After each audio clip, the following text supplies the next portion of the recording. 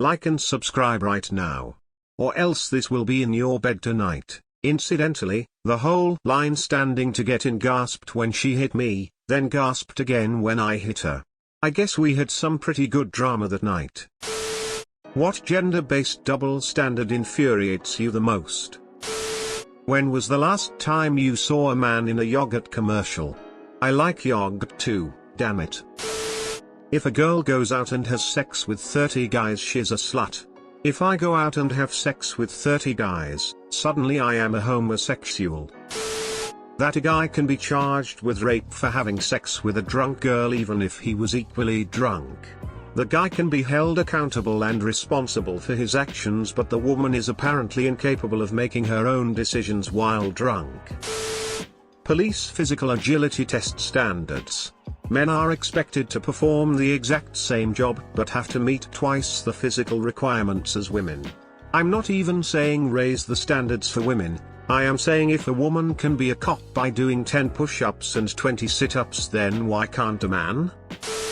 In almost every current television show or commercial, men, particularly dads, are portrayed as completely idiotic, while women are the smart rational ones. I also hate how at every wedding, some idiot giving a speech plays the happy wife, happy life line, or that's the last time you'll have the upper hand. Joke. Dumb, unfunny, negative.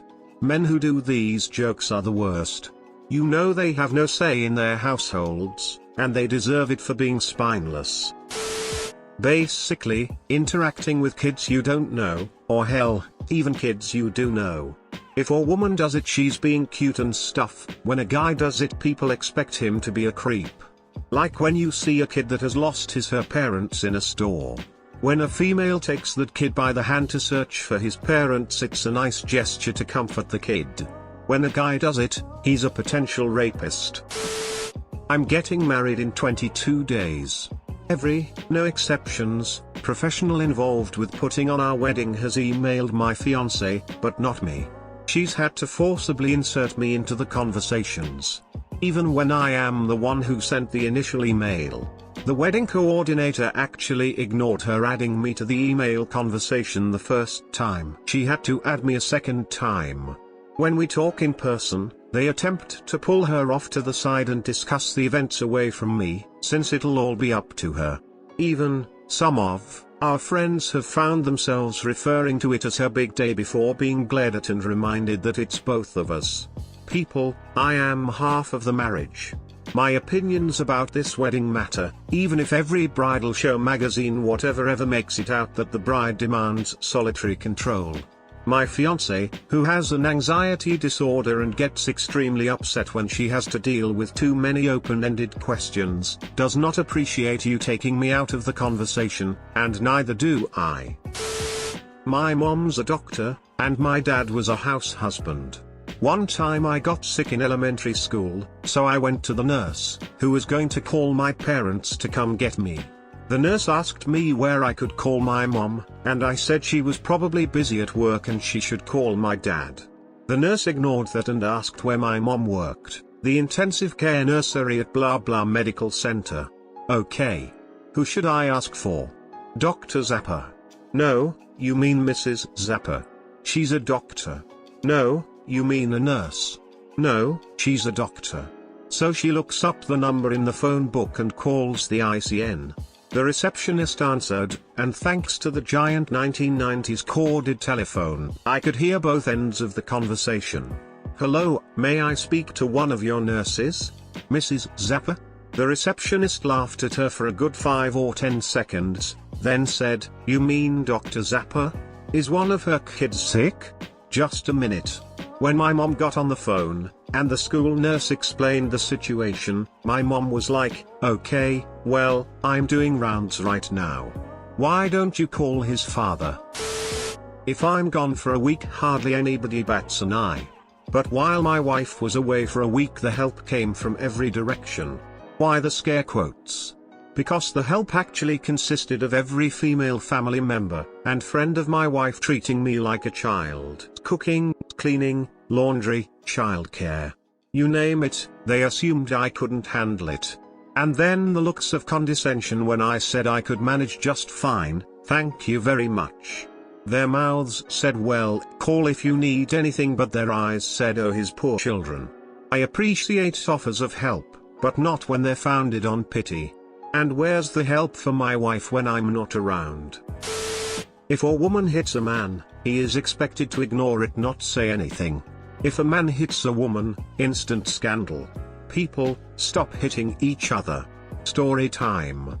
My friend, my roommate, his girlfriend, her roommate, and I all go out. My friend is a great guy, his girlfriend is an absolute sweetheart. The roommate is a very pretty girl who everyone knows to be spoiled, expects everyone to pay for her, I found out later, flaunts rules because she knows she can get away with it. But, to her credit, she's a spitting image of Heather Graham, the one that was in the Austin Powers movie. So, we go to a few bars and end up at this club in DC called 1223. So we are in there drinking and I open a tap separate from the rest of them, i.e. I order a drink alone at the bar while they are talking or something somewhere else. So what does this girl do? All night she puts drinks on my tab, without telling me, or thanking me, or anything.